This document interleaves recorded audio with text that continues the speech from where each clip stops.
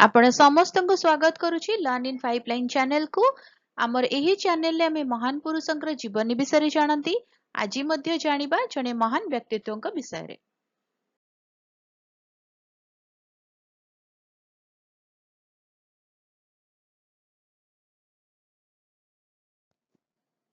Jagbandhu Singh 15 February 1876 मसीह पुरी जिलार निमापड़ार भुवनपुर ग्राम गौरचंद्र बिधर एवं चंद्रमणि देवीଙ୍କ कोଳରେ जन्मग्रहण କରିଥିଲେ। ତାଙ୍କର ପ୍ରାରମ୍ଭିକ ଶିକ୍ଷା ନିମାପଡ଼ାର ଉଚ୍ଚ ପ୍ରାଥମିକ ବିଦ୍ୟାଳୟରେ ଏବଂ 1896 ମସିହାରେ ପୁରୀ ଜିଲ୍ଲାର ସ୍କୁଲରୁ ପ୍ରବେଶିକା ହୋଇଥିଲା।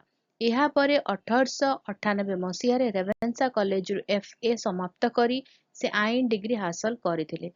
କିଛି ସମୟ ପାଇଁ ସେ ମଧୁସୂଦନ ଦାସଙ୍କ ସହାୟକ ଭାବରେ କାର୍ଯ୍ୟ କରିଥିଲେ। 1904 ମସିହାରେ ସେ ପୁରୀ ଆସି ସ୍ୱାଧୀନ ଭାବରେ ଆଇନ ଅଭ୍ୟାସ କରିଥିଲେ।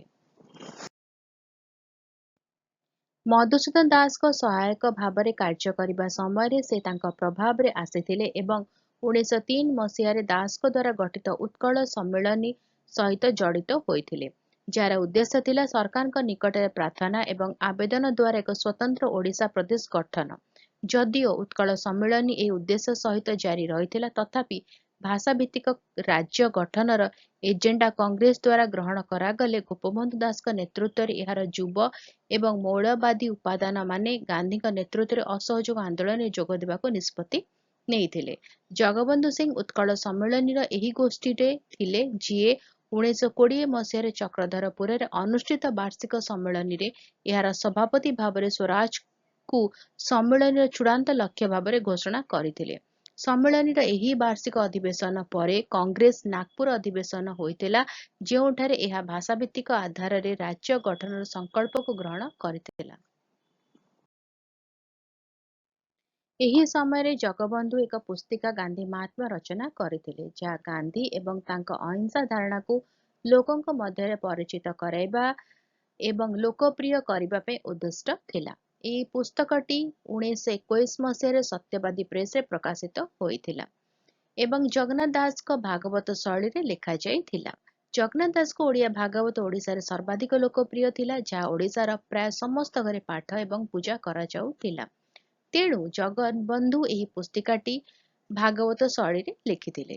ଏହା ଦକ୍ଷିଣ ଆଫ୍ରିକାରେ ଧଳା ଶାସକଙ୍କ ବୈଷମ୍ୟ ମନୋଭାବ ବିରୁଦ୍ଧରେ ଗାନ୍ଧୀଙ୍କ ଲଢ଼େଇକୁ ବର୍ଣ୍ଣନା କରେ, ଯେଉଁଥିରେ ଭାରତୀୟ ସମ୍ପ୍ରଦାୟ ପୀଡ଼ିତ ଥିଲେ। ଏହି ପୁସ୍ତକଟି ବିଦେଶୀ ପୋଷାକ ଏବଂ କୋଟ୍ ବର୍ଜନ କରିବାକୁ ଏବଂ ସ୍ୱଦେଶୀ କପଡ଼ା ତିଆରି କରିବା ପାଇଁ ଚରଖା ବ୍ୟବହାର କରିବାକୁ ଲୋକଙ୍କୁ ଅନୁରୋଧ କରେ। ତେଣୁ ଏହି ପୁସ୍ତକଟି ବିକ୍ରି ହୋଇଥିଲା, ଯାହା ସରକାରକୁ ଭୟଭୀତ କରିଥିଲା। ବିହାର, ଓଡ଼ିଶା ପୋଲିସ ମାନଭୂମରେ ପୁସ୍ତକର ଏକ କପି ଜବତ କରିଥିଲା, ଯାହା ତୁରନ୍ତ ନିର୍ଦ୍ଦେଶିତ ହୋଇଥିଲା। ପୋଲିସ ସତ୍ୟବାଦୀ ପ୍ରେସରେ ମଧ୍ୟ ଚଢ଼ାଉ କରିଥିଲା ଏବଂ ଏହାକୁ ଅଧିକ ପ୍ରସାରଣରୁ ରୋକିବା ପାଇଁ ସମସ୍ତ କପି ଜବତ କରିଥିଲା।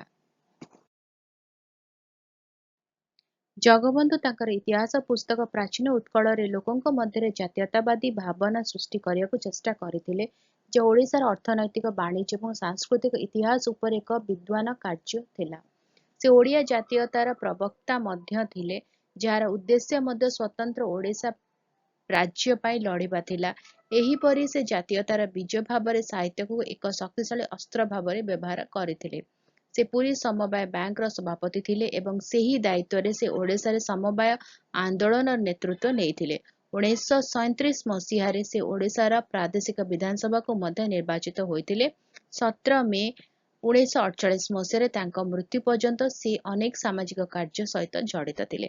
ଭିଡ଼ିଓଟି କେମିତି ଲାଗିଲା ମୋତେ କମେଣ୍ଟ କରିକି ଜଣାଇବେ। ଯଦି ଭଲ ଲାଗିଲା ଟିକେ ଲାଇକ୍ କରିଦେବେ, ଭିଡ଼ିଓ ସହିତ ସେୟାର କରନ୍ତୁ, ଚ୍ୟାନେଲକୁ ସବସ୍କ୍ରାଇବ କରି ବେଲ୍ ଆଇକନ୍ ପ୍ରେସ୍ କରି ଅଲ୍ ନୋଟିଫିକେସନକୁ ଅନ୍ ରଖିଥାନ୍ତୁ।